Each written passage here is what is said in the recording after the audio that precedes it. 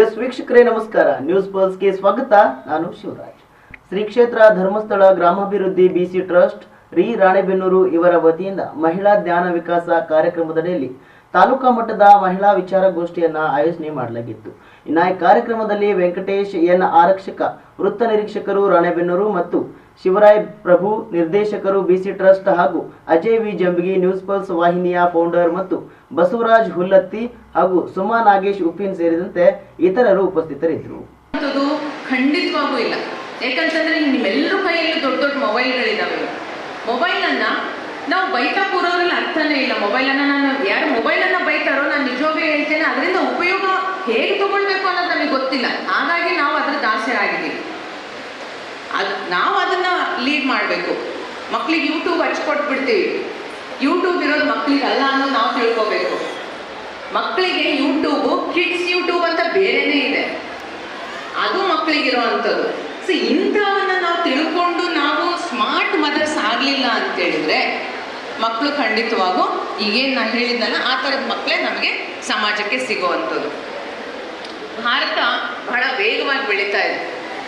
ಬಹಳ ವೇಗವಾಗಿ ಯಾವುದ್ಯಾವುದ್ರಲ್ಲಿ ಬೆಳೀತಾ ಇದೆ? ಇನ್ ಟರ್ಮ್ಸ್ ಆಫ್ ನಂಬರ್ಸ್ ಏನು ಹೇಳ್ತೀರಿ, ಹಣಕಾಸಿನ ವಿಚಾರದಲ್ಲಿ ಬಹಳ ಎಕನಾಮಿಕಲಿ ಪವರ್ಫುಲ್ ಕಂಟ್ರಿ ಆಗಿ ಬೆಳೀತಾ ಇದೆ. ಆದರೆ ಭಾರತವನ್ನು ನಾವು ಬರೀ ದೇಶ ಅನ್ನೋದಕ್ಕಿಂತ ಒಂದು ರಾಷ್ಟ್ರ ಅಂತ ಹೇಳ್ತೀವಿ. ದೇಶಕ್ಕೂ ರಾಷ್ಟ್ರಕ್ಕೂ ಬಹಳ ವ್ಯತ್ಯಾಸ ಇದೆ. ನಾನು ವ್ಯಕ್ತಿಗೂ ವ್ಯಕ್ತಿತ್ವಕ್ಕೂ ಏನು ವ್ಯತ್ಯಾಸ ಹೇಳಿದ್ನೋ ಅದೇ ದೇಶಕ್ಕೂ ಮತ್ತು ರಾಷ್ಟ್ರಕ್ಕೂ ಇರೋವಂಥ ವ್ಯತ್ಯಾಸ. ದೇಶ ಅಂತ ಹೇಳಿದ್ರೆ ಒಂದು ವ್ಯಕ್ತಿ, ಒಂದು ಬೌಂಡ್ರಿ ಇದೆ, ಈ ಬೌಂಡ್ರಿ ಒಳಗಿರೋವಂಥದ್ದು ದೇಶ.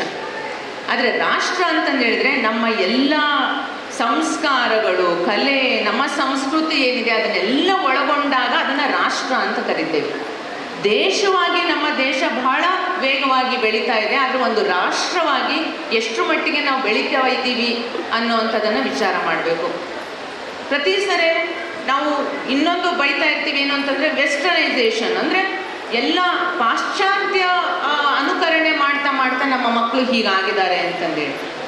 ಪಾಶ್ಚಾತ್ಯ ಅನುಕರಣೆಯನ್ನು ಬೈಯೋದೆಷ್ಟು ಸರಿ, ಅಥವಾ ಅದನ್ನು ನಮ್ಮ ಆಚರಣೆಗೆ ಅಳವಡಿಸ್ಕೊಳ್ಳೋದು ಎಷ್ಟು ಸರಿ?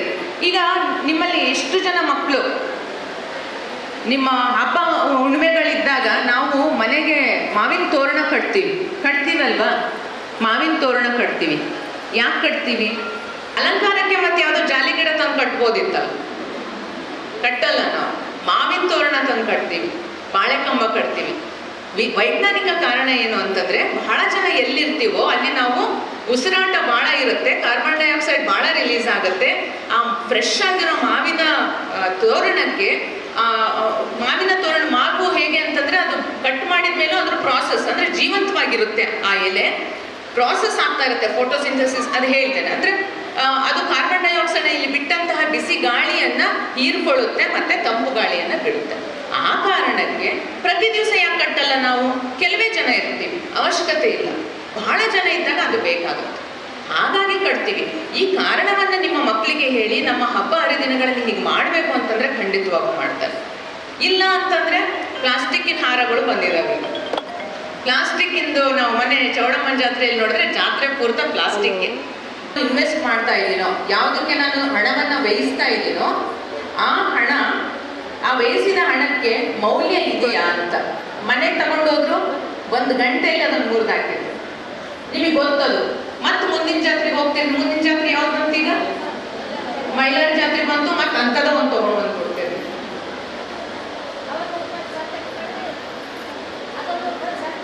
ಅದೇ 100 ರೂಪಾಯಿಗಳ ಸಂತಿನೂ ಆಗ್ತತಿ, ಒಂದು ವಾರದ ಸಂತಿನೂ ಬರ್ತತಿ ಅಂತ ಅಮ್ಮ ಹೇಳ್ತಾರೆ. ಅಂದ್ರೆ ನಾವು ಅದ್ರ ಆಗತ್ತ ಮಕ್ಳಿಗೆ ಕೊಡಿಸ್ತೇ ಇರಕ್ಕಾಗತ್ತಾ? ನಾವಂತೂ ಆಡ್ಲಿಲ್ಲ, ಮಕ್ಕಳರ ಆಡ್ಲಿ ಅನ್ನೋಂಥದ್ದು ಭಾವನೆನೂ ನಮಗಿರುತ್ತೆ. ಆದ್ರೆ ಎಂತಹ ವಸ್ತುಗಳನ್ನ ನಾವು ಕೊಂಡ್ಕೋಬೇಕು ಅಂತ ಹೇಳಿದ್ರೆ, ಯಾವ ಆಟ ಸಾಮಾನುಗಳು ಅವರ ಮೆದುಳನ್ನು ಚುರುಕು ಮಾಡ್ತಾವೋ ಅಂತಹ ಆಟ ಸಾಮಾನುಗಳಿಗೆ ನೀವು ಇನ್ವೆಸ್ಟ್ ಮಾಡಿದ್ರೆ ಅದು ಉಪಯೋಗಕ್ಕೆ ಬರುತ್ತೆ. ಆಲ್ರೆಡಿ 4 ಜೊತೆ ಚಪ್ಪಲಿ ಇರ್ತಾವೆ, ಮತ್ತು 5ನೇ ಜೊತೆ ಚಪ್ಪಲಿಗೆ ಇನ್ವೆಸ್ಟ್ ಮಾಡ್ತೀರಿ, ಅದ್ರ ಅವಶ್ಯಕತೆ ಇಲ್ಲ.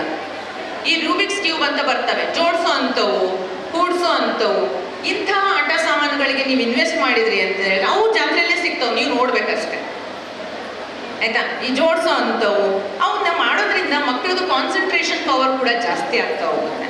ಸೊ ಅಂಥ ವಿಚಾರಗಳನ್ನು, ಸಣ್ಣ ಸಣ್ಣ ವಿಚಾರಗಳು, ಈ ಸಣ್ಣ ಸಣ್ಣ ವಿಚಾರಗಳು ಯಾಕೆ ಬಹಳ ದೊಡ್ಡ ಬೆಲೆ ತೆರಬೇಕಾಗುತ್ತೆ ನಾವು ಮುಂದೆ ಅಂತಂದು ಹೇಳಿದ್ರೆ, ಯಾವುದೋ ಒಂದು ವಿಮಾನ 1 ಡಿಗ್ರಿ ಅಷ್ಟೇ ಹಿಂಗೆ ತಿರುಗ್ಕೊಂಡ್ರೆ ಸ್ಟಾರ್ಟಿಂಗ್ ನಮಗೆ ಅದ್ರ ಡೈವರ್ಷನ್ ಗೊತ್ತಾಗಲ್ಲ, ಬಿಡು ಹಿಂಗೆ ಹೋಗ್ತಿರೋ ವಿಮಾನ ಹಿಂಗೆ ಹೋಗ್ತಿದೆ ಅಂತ.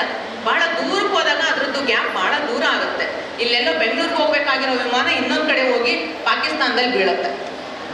ಹಾಗಾಗಿ ಆ ಚಿಕ್ಕ ಚಿಕ್ಕ ವಿಷಯಗಳನ್ನು ನಾವು ಬಹಳ ಗಮನ ಇಟ್ಟು ನೋಡಬೇಕು. ಒಂದೊಂದು ಮಾರ್ಕ್ಸನ್ನು ಕಡಿಮೆ ತೆಗೆದಾಗ ಅಲ್ಲ, ಮಾರ್ಕ್ಸ್ಗಿಂತ ಹೆಚ್ಚು ಬೆಲೆ ಇಲ್ಲಿ ಬೇರೆದಕ್ಕಿದೆ, ಆಯ್ತಾ? ಯಾಕೆ ಇಲ್ಲಿ ಹೆಣ್ಮಕ್ಳಿಗೆ ಫೋಕಸ್ ಮಾಡಿ ನಿಜವಾಗ್ಲೂ ನಂಗೆ ಆಶ್ಚರ್ಯ ಆಗಿದ್ದು ಅಂತಂದು ಹೇಳಿದ್ರೆ, ಮಹಿಳಾ ಜ್ಞಾನ ವಿಕಾಸ ಕಾರ್ಯಕ್ರಮದಡಿಯಲ್ಲಿ ಸಾಕಷ್ಟು ಕಾರ್ಯಕ್ರಮಗಳನ್ನು ಈಗ ಆಲ್ರೆಡಿ ಮಾಡಿದ್ದಾರೆ. ಇನ್ನೂ ಮುಂದುವರೆದು ಬಹಳಷ್ಟು ಕಾರ್ಯಚಟುವಟಿಕೆಗಳ ಬಗ್ಗೆ ಆ ಡೈರಿನಲ್ಲಿ ಕೊಟ್ಟಿದ್ದಾರೆ. ನಿಜವಾಗ್ಲೂ ಆಶ್ಚರ್ಯ ಆಗುತ್ತೆ. ವೀರೇಂದ್ರ ಹೆಗ್ಡೆಯವರು ಮತ್ತು ಹಿಮಾವತಿ ಹೆಗ್ಡೆಯವರ ದೂರದೃಷ್ಟಿ ಏನಿದೆ, ನಿಜವಾಗ್ಲೂ ಅದು ನಿಮ್ಮ ಮೂಲಕ ಸಾಕಾರ ಆಯಿತು ಅಂತಂದು ಹೇಳಿದ್ರೆ ನಾವು ಭವ್ಯ ಭಾರತವನ್ನು ನಿರ್ಮಾಣ ಮಾಡೋದ್ರಲ್ಲಿ ಯಾವುದೇ ಸಂದೇಹ ಇಲ್ಲ ಅಂತ ಹೇಳ್ತಾ, ಇಲ್ಲಿ ನೀವು ನಿಮ್ಮ ಮಗ ನಿಮ್ಮನ್ನ ಹೀರೋಯಿನ್ ಅನ್ಬೇಕು ಅಂತಂದ್ರೆ, ನಾವಾಗಲೇ ಹೇಳಿದೆ ನೀವ್ಯಾಕೆ ಹೀರೋಯಿನ್ ಆಗಬಾರ್ದು ಅಂತಂದ್ರೆ, ಹೀರೋಯಿನ್ ಕಲ್ಪನೆ ಏನೈತಿ ನಮಗೆ? 0 ಫಿಗರ್ ಇರಬೇಕು, ಚಂದ ಸೀರೆ ಉಟ್ಕೋಬೇಕು, ಬೆಳ್ಳಗಿರ್ಬೇಕು, ಕೂದಲು ಬಿಟ್ಕೊಂಡಿರ್ಬೇಕು, ಇದೇ ಅವ್ರ ಹೀರೋಯಿನ್ ಕಾನ್ಸೆಪ್ಟ್ ಅಲ್ವಾ? ಆದ್ರೆ ನೀವು ಕಿತ್ತೂರಾಣಿ ಚೆನ್ನಮ್ಮನ ತೋರಿಸಿ ಇದು ಹೀರೋಯಿನ್ ಅಂತಂದ್ರೆ ನೀವು ಅದಕ್ಕೆ ಹೇಳಕ್ ಬರಬೇಕು, ನೀವು ಆರೋಗ್ಯ ಚೆನ್ನಾಗಿಟ್ಕೋಬೇಕು, ನಿಮ್ಮ ಆರೋಗ್ಯ ಚೆನ್ನಾಗಿಟ್ಕೋಬೇಕು. ಯಾರು ಒಬ್ಬ ಗಂಡು ಮಗ ಮನೆಯಲ್ಲಿ ಮಲ್ಕೊಂಡ ಅಂತ ಹೇಳಿದ್ರೆ ಬೆಳಗಿಂದ ಸಂಜೆವರೆಗೂ ಯಾವ ಕೆಲಸಗಳು ಡಿಸ್ಟರ್ಬ್ ಆಗಿರಲ್ಲ. ಆದರೆ ಒಬ್ಬ ತಾಯಿ ಮಲಗಿದ್ಲು ಅಂತಂದು ಹೇಳಿದ್ರೆ ಬೆಳಿಗ್ಗೆ ಮಗುನ ಶಾಲೆ ಕಳಿಸೋದ್ರಿಂದ ಹಿಡಿದು ಇಡೀ ದಿನದ ಕಾರ್ಯಗಳು ಡಿಸ್ಟರ್ಬ್ ಆಗುತ್ತೆ. ಹಾಗಾಗಿ ನೀವು ನಿಮ್ಮ ಆರೋಗ್ಯವನ್ನು ಚೆನ್ನಾಗಿಟ್ಕೋಬೇಕು. ಆರೋಗ್ಯ ಅಂತಂದ್ರೆ ಮತ್ತೆ ಯಾವ ಆರೋಗ್ಯ? ಬರೀ ದೈಹಿಕ ಆರೋಗ್ಯ ಅಲ್ಲ, ಇಲ್ಲೊಂದಿದೆ ಮಾನಸಿಕ ಆರೋಗ್ಯ. ಅದು ಬಹಳ ಮುಖ್ಯ. ನಾವು ಜ್ವರ ಬಂದರೆ ಡಾಕ್ಟರ್ ಹತ್ರ ಹೋಗ್ತೀವಿ. ನಮಗೆ ಡಿಪ್ರೆಷನ್ ಅಂದರೆ ಮಕ್ಕಳು ಯೂಸ್ ಮಾಡ್ತಾ ಇದ್ದಾರೆ ಈ ಶಬ್ದನ.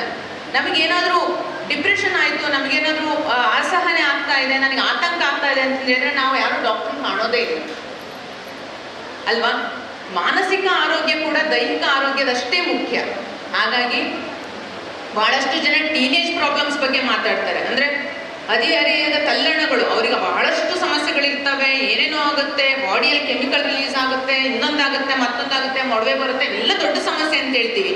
ಆದರೆ ನಾವು 45ರಿಂದ 50 ವರ್ಷದ ಮಧ್ಯದಲ್ಲಿ ಇರ್ತಕ್ಕಂಥ ಹೆಣ್ಮಕ್ಳು ಅಷ್ಟೇ ಸಮಸ್ಯೆಗಳನ್ನು ನಾವು ಕೂಡ ಅನುಭವಿಸ್ತಾ ಇರ್ತೀವಿ. ನಮಗೂ ಪೆರಿಮೆನೋಪಾಸ್, ಮೆನೋಪಾಸ್ ಏನಂತೀವಿ ನಾವು, ಋತುಬಂಧದ ಸಮಯದಲ್ಲಿ ನಮಗೆ ಆ ಎಲ್ಲ ಸಮಸ್ಯೆಗಳನ್ನು ನಾವು ಅನುಭವಿಸ್ತಾ ಇರ್ತೀವಿ. ನಮ್ಮ ಸಮಸ್ಯೆಗಳನ್ನು ಕೂಡ ಅಡ್ರೆಸ್ ಮಾಡ್ಕೋಬೇಕು.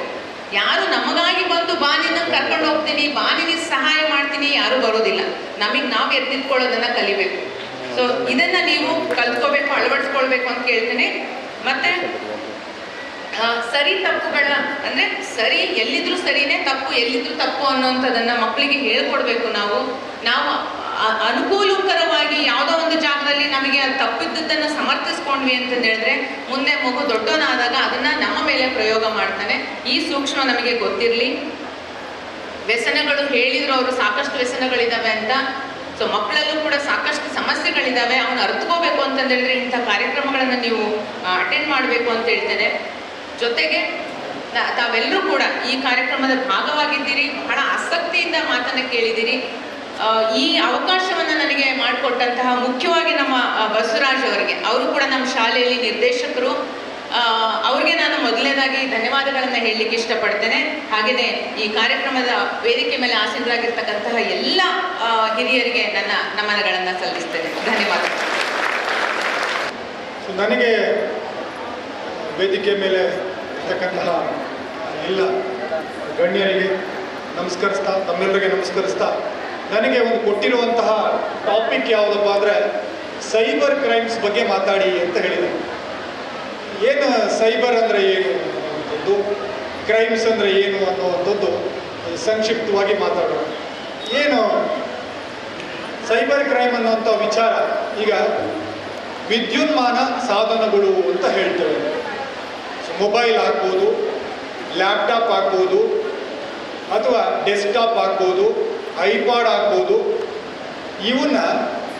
ಇವುಗಳನ್ನು ಇಂಟರ್ನೆಟ್ಗೆ ಜೋಡಿಸಿ ಸೊ ಮಾಡುವಂತಹ ಇಂಟರ್ನೆಟ್ಗೆ ಜೋಡಿಸ್ಕೊಂಡು ಮಾಡುವಂತಹ ಕ್ರೈಮ್ಗಳಿಗೆ ಅಥವಾ ಅಪರಾಧಗಳಿಗೆ ನಾವು ಸೈಬರ್ ಕ್ರೈಮ್ಗಳು ಅಂತ ಹೇಳಿ ಕರಿತೇವೆ. ಯಾರಾದರೂ ಡಾಟಾ ಇಲ್ಲದೆ ಇರೋ ಮೊಬೈಲ್ ಬಳಸ್ತಾ ಇದ್ದೀರಾ? ಡಾಟಾ ಇಲ್ಲದೆ ಇರೋ ಮೊಬೈಲ್ ಯಾರಾದರೂ ಬಳಸ್ತಾ ಇದ್ದೀರೇನ್ರಿ? ಸಿಂಪಲ್, ಇಂಟರ್ನೆಟ್ ಇಲ್ಲದೆ ಇರೋ ಮೊಬೈಲ್ ಬಳಸ್ತಾ ಇದ್ದೀರಾ? ಹೋಗ್ಲಿ, ಆಯ್ತು. ಯಾಕೆ ಮಾತಾಡ್ತಾ ಇಲ್ಲ? ಊಟಕ್ಕೆ ಹಸಿವಾಗಿದೆಯಾ ಇಲ್ವಾ? ಹಸಿವಾಗಿದ್ರೆ ಹೇಳಿ.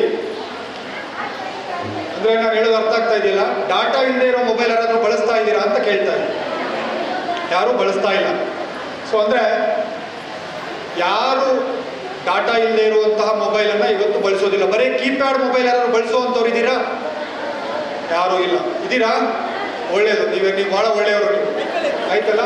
ಆದರೆ ಒಂದು ಸ್ವಲ್ಪ ಜಗತ್ತಿನಿಂದ ನೀವು ಸ್ವಲ್ಪ ದೂರ ಇರ್ತೀರಿ, ಅರ್ಥ ಆಯ್ತಲ್ಲ?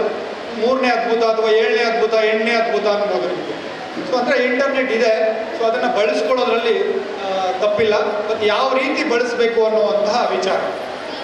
ಈಗ ನೋಡಿ, ಯಾರೆಲ್ಲ ಈಗ ಸೈಬರ್ ಕ್ರೈಮ್ ಅಂದರೆ ಏನು ಅಂತ ಗೊತ್ತಾಯಿತು. ಇಂಟರ್ನೆಟ್ಟನ್ನು ಜೋಡಿಸ್ಕೊಂಡು ಮೊಬೈಲ್ ಮುಖಾಂತರ ಮಾಡುವಂತಹ ಅಪರಾಧಗಳಿಗೆ ನಾವು ಸೈಬರ್ ಕ್ರೈಮ್ ಅಂತ ಹೇಳಿ ಕರಿತೇವೆ. ಈ ಸೈಬರ್ ಕ್ರೈಮ್ ಯಾರಿಗೆಲ್ಲ ಆಗತ್ತಪ್ಪ ಅಂದರೆ, ಯಾರೆಲ್ಲ ಡಾಟಾ ಇರುವಂತಹ ಮೊಬೈಲನ್ನು ಬಳಸ್ತೀರಿ ಅವ್ರಿಗೆಲ್ರಿಗೂ ಸೈಬರ್ ಕ್ರೈಮ್ ಆಗುವಂತಹ ಚಾನ್ಸಸ್ಸು ಇರುತ್ತೆ. ಇನ್ನು ವಿಶೇಷವಾಗಿ ಈ ಮಹಿಳೆಯರ ಬಗ್ಗೆ ಮಾತಾಡ್ತಾ ಹೋಗೋಣ. ಮಹಿಳೆಯರು ಮತ್ತು ಮಕ್ಕಳ ಬಗ್ಗೆ ಮಾತಾಡ್ತಾ ಹೋದರೆ, ಈಗ ನಾನು ಸ್ಟೇಷನ್ನಲ್ಲಿ ಕುಂತ್ರೆ, ಸೈಬರ್ ಕ್ರೈಮ್ ಸ್ಟೇಷನಲ್ಲಿ ವರ್ಕ್ ಮಾಡ್ತಾ ಇದ್ದೆ ಇದಕ್ಕೆ ಮೊದಲು ಚಿತ್ರದುರ್ಗದಲ್ಲಿ. ಒಂದು 10 ಕಂಪ್ಲೇಂಟ್ ಬಂದರೆ 6 ಕಂಪ್ಲೇಂಟ್ ಹೆಣ್ಮಕ್ಳ ವಿಚಾರನೇ ಬರ್ತಾ ಇತ್ತು. ಸರ್, ನಂದು ಅಶ್ಲೀಲವಾದಂತಹ ವಿಡಿಯೋ ಅಡ್ಡಾಡ್ತಾ ಇದೆ, ನಂದು ಅಶ್ಲೀಲವಾದಂತಹ ಫೋಟೋ ವಾಟ್ಸಪ್ಪಲ್ಲಿ ವೈರಲ್ ಆಗಿದೆ, ಫೇಸ್ಬುಕ್ಕಲ್ಲಿ ಹಾಕಿದ್ದಾನೆ, ಇನ್ಸ್ಟಾಗ್ರಾಮಲ್ಲಿ ಹಾಕಿದ್ದಾನೆ, ಕಣ್ಣೀರು ಹಾಕು ಹಾಕು ಹಾಕು ಕಣ್ಣೀರು. ಅರ್ಥ ಇದೆಯಲ್ಲ? ಇದು ಯಾಕೆ ಈ ಥರ ಸನ್ನಿವೇಶಗಳು ಬರ್ತವೆ ಹೇಳುವ ಒಂದು ಸೆಕ್ಸ್ಟಾರ್ಷನ್ ಅಂತ ಹೇಳ್ತೇವೆ ನಾವು. ಸೆಕ್ಸ್ಟಾರ್ಷನ್ ಅಂತ ಹೇಳುವಂಥ. ಸೊ ಸೆಕ್ಸ್ಟಾರ್ಷನ್ ಅಂದರೆ ಏನು ಅಂತ, ಲೈಂಗಿಕತೆಯನ್ನು ಆಧಾರವಾಗಿ ಇಟ್ಕೊಂಡು ಹೆಣ್ಣು ಮಕ್ಕಳನ್ನು ಪೀಡಿಸುವಂಥದ್ದು, ವೇದಿಸುವಂಥದ್ದು ಅಥವಾ ಟಾರ್ಚರ್ ಮಾಡುವಂಥದ್ದು, ಇದನ್ನು ನಾವು ಸೆಕ್ಸ್ಟಾರ್ಷನ್ ಅಂತ ಹೇಳಿ ಕರಿತೇವೆ. ಏನು ಸೆಕ್ಸ್ಟಾರ್ಷನ್ ಅಂದರೆ, ಈಗ ಈ ಬದಲಾದಂತಹ ಒಂದು ಜಗತ್ತಿನ ಒಂದು ಸನ್ನಿವೇಶದಲ್ಲಿ ಏನಾಗ್ತಾ ಇದೆಯಪ್ಪ ಅಂದರೆ, ಈ ಎಕ್ಸ್ಟ್ರಾ ಮ್ಯಾರಿಟೈಲ್ ಅಫೇರ್ಸ್ ಅಂತ ಹೇಳ್ತೇವೆ ನಾವು. ವೈವಾಹಿಕೇತರ ಸಂಬಂಧಗಳು ಅನ್ನುವಂಥವು ಜಾಸ್ತಿ ಆಗ್ತಾ ಇರುವಂಥದ್ದನ್ನು ನಾವು ಇತ್ತೀಚೆಗೆ ಜಾಸ್ತಿ ನೋಡ್ತಾ ಇರುವಂಥದ್ದು ಇದೆ. ಈ ವೈವಾಹಿಕ ಸಂಬಂಧಗಳು, ಎಕ್ಸ್ಟ್ರಾ ಮ್ಯಾರಿಟೈಲ್ ಅಫೇರ್ಸ್ ಜಾಸ್ತಿ ಆಗ್ತಾ ಸೊ ಒಂದು ಏನಪ್ಪ ಅಂದರೆ, ವಿಶ್ವಾಸ ಬೆಳೆಯುತ್ತೆ. ವಿಶ್ವಾಸ ಬೆಳೀತಾ ಬೆಳೀತಾ ಏನಾಗುತ್ತಪ್ಪ ಅಂದರೆ, ಒಂದು ಕೆಲವೊಮ್ಮೆ ಫೋಟೋಗಳನ್ನು ಎಕ್ಸ್ಚೇಂಜ್ ಮಾಡ್ಕೋತಾರೆ. ಕೆಲವೊಮ್ಮೆ ಏನು ಮಾಡ್ತಾರೆ ಅಂದರೆ, ಫೋಟೋಗಳನ್ನು ಎಕ್ಸ್ಚೇಂಜ್ ಮಾಡ್ಕೋತಾರೆ. ಅರೆ ಬರೇ ನಗ್ನಾವಸ್ಥೆಯಲ್ಲಿ ಇರ್ತಕ್ಕಂತಹ ಫೋಟೋಗಳನ್ನು ಎಕ್ಸ್ಚೇಂಜ್ ಮಾಡ್ಕೋತಾರೆ. ಫೋಟೋ ಕಳಿಸು ಅಂತ ಕೇಳ್ತಾರೆ. ಕೆಲವೊಮ್ಮೆ ಹೆಣ್ಮಕ್ಳು ಇಲ್ಲ ಇಲ್ಲ ಅಂತ ಹೇಳ್ತಾರೆ. ಕೊನೆಗೆ ಯಾವುದೋ ಒಂದು ವೀಕ್ ಮೂಮೆಂಟಲ್ಲಿ ಏನು ಮಾಡ್ತಾರೆ ಹೆಣ್ಮಕ್ಳು, ಈ ಥರದ ಒಂದು ಫೋಟೋಸನ್ನು, ನ್ಯೂಡ್ ಆಗಿರುವಂಥದ್ದು, ನಗ್ನವಾಗಿರುವಂತಹ ಫೋಟೋಗಳನ್ನು ಶೇರ್ ಮಾಡ್ತಾರೆ.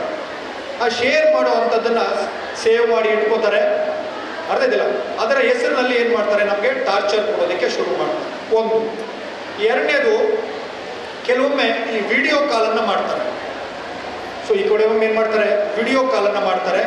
ವಿಡಿಯೋ ಕಾಲನ್ನು ಮಾಡಿದಾಗ ತಮ್ಮ ದೇಹದ ಅಂಗಾಂಗಗಳನ್ನು ತೋರಿಸೋದಕ್ಕೆ ಒತ್ತಡವನ್ನು ಹಾಕ್ತಾ ಹೋಗ್ತಾರೆ. ಒತ್ತಡವನ್ನು ಹಾಕ್ತಾ ಹೋಗಿ ಏನಾದರೂ ಯಾವುದೋ ಒಂದು ವೀಕ್ ಮೂಮೆಂಟಲ್ಲಿ, ಯಾವುದೋ ಒಂದು ನಮ್ಮ ಒಂದು ದೌರ್ಬಲ್ಯದ ಸನ್ನಿವೇಶದಲ್ಲಿ ನಾವು ಏನಾದರೂ ತೋರಿಸಿದ್ದೆ ಆದರೆ ಅದನ್ನು ನೀಟಾಗಿ ಸ್ಕ್ರೀನ್ ರೆಕಾರ್ಡಿಂಗ್ ಮಾಡ್ಕೊಳ್ಳುವಂಥದ್ದು ಇಟ್ಕೋತಾರೆ. ಫಸ್ಟ್ಗೆ ಇಟ್ಕೋತಾರೆ, ಸ್ಕ್ರೀನ್ ರೆಕಾರ್ಡಿಂಗ್ ಮಾಡಿ ಇಟ್ಕೊಳ್ಳುವಂಥದ್ದು. ನಂತರ ಏನು ಮಾಡ್ತಾರೆ ಅಂದರೆ, ಕೆಲವೊಮ್ಮೆ ನಾವೇ ಕಳಿಸುವಂಥದ್ದು, ಆಗಲೇ ಹೇಳಿದೆ, ಫೋಟೋಗಳನ್ನು ಕಳಿಸುವಂಥದ್ದು ಇರ್ತದೆ, ಸ್ಕ್ರೀನ್ ರೆಕಾರ್ಡಿಂಗ್ ಮಾಡ್ಕೊಳ್ಳುವಂಥದ್ದು ಇರ್ತವೆ. ಕೆಲವೊಮ್ಮೆ ಈ ಥರದನ್ನು ಏನು ಮಾಡ್ತಾರಪ್ಪ ಅಂದರೆ, ಸಂಬಂಧ ಚೆನ್ನಾಗಿದ್ದಾಗ ಹಾಗೆ ಇರ್ತವೆ, ಸಂಬಂಧ ಕೆಟ್ಟಾಗ ಏನು ಮಾಡ್ತಾರೆ, ಅಥವಾ ಅವಾಯ್ಡ್ ಮಾಡೋದಕ್ಕೆ ಶುರು ಮಾಡಿದಾಗ, ಇಲ್ಲ ಮಕ್ಕಳು ದೊಡ್ಡವಾಗ್ತಾ ಇದೆ, ನೀನು ಸವಾಸ ಬೇಡಪ್ಪ ದೂರ ಇರು ಅಂತ ಹೇಳಿದಾಗ, ಸೊ ಈ ಥರದ ವಿಡಿಯೋಗಳನ್ನು ಸಂಬಂಧವನ್ನು ಮುಂದುವರಿಸೋದಕ್ಕೆ, ಒತ್ತಡ ಹಾಕೋದಕ್ಕೆ, ಅರ್ಥ ಇದಲ್ಲ, ಈ ಥರದ ವಿಡಿಯೋಗಳನ್ನು, ಈ ಥರದ ಫೋಟೋಗಳನ್ನು ಬಳಸ್ತಾ ಹೋಗ್ತಾರೆ. ಇದನ್ನೇ ನಾವು ಸೆಕ್ಸ್ಟಾರ್ಷನ್ ಅಂತ ಹೇಳಿ ಕರೆಯುವಂಥದ್ದು. ಸೊ ಈ ಥರದ ಕೇಸುಗಳೇ ಡೈಲಿ ಸ್ಟೇಷನ್ಗೆ 4ರಿಂದ 5 ಕೇಸಸ್ ಬರ್ತಾ ಇರ್ತದೆ. ಇನ್ನು ಅದು ಒಳ್ಳೇದೋ ಕೆಟ್ಟದ್ದೋ ಗೊತ್ತಿಲ್ಲ, ಹೆಣ್ಮಕ್ಳು ತಾವು ಒಬ್ಬರೇ ಇರಬೇಕಾದ್ರೆ ಕೆಲವೊಂದು ಖಾಸಗಿ ಫೋಟೋಗಳನ್ನು ತಕ್ಕೋತಾರೆ. ಬಾತ್ರೂಮಲ್ಲಿ ಇದ್ದಾಗ, ಬೆಡ್ರೂಮಲ್ಲಿ ಇದ್ದಾಗ ಕೆಲವೊಂದು ಖಾಸಗಿ ಫೋಟೋಗಳನ್ನು ತಕ್ಕೊಂಡು ಇಟ್ಕೋತಾರೆ, ಯಾರಿಗೂ ಏನು ಕಳಿಸೋದಿಲ್ಲ. ಆದರೆ ಕೆಲವೊಮ್ಮೆ ಏನಾಗುತ್ತಪ್ಪ ಅಂದರೆ ಆ ಮೊಬೈಲ್ ಕಳುವಾದಾಗ ಅಥವಾ ಆ ಮೊಬೈಲ್ ರಿಪೇರಿಗೆ ಕೊಟ್ಟಾಗ ಸೊ ಅವು ಬೇರೆಯವರ ಕೈಗೆ ಸಿಕ್ಕಿ ಅವರಿಂದಲೂ ಸಹ ಟಾರ್ಚರ್ ಅಥವಾ ಏನು ಹೇಳ್ತೇವೆ ವೇದನೆಗೆ ಒಳಗಾಗ್ತಕ್ಕಂಥ ಸನ್ನಿವೇಶಗಳನ್ನು ಭಾಳಷ್ಟು ನೋಡ್ತಾ ಇರ್ತದೆ. ಸೊ ಇದು ಸಿಂಪಲ್ ಹಿಸ್ಟರಿ. ಒಂದು ಎಂಥದ್ದೇ ವಿಶ್ವಾಸ ಇರಲಿ, ಎಂಥದ್ದೇ ಪ್ರೀತಿ ಇರಲಿ, ಅರ್ಥ ಆಯ್ತಲ್ಲ. ಸೊ ಯಾವುದೇ ನಗ್ನವಾದಂತಹ ಫೋಟೋಗಳನ್ನು, ವಿಡಿಯೋಗಳನ್ನು ಯಾರಿಗೂ ಶೇರ್ ಮಾಡಬಾರ್ದು. ಒಂದನೇ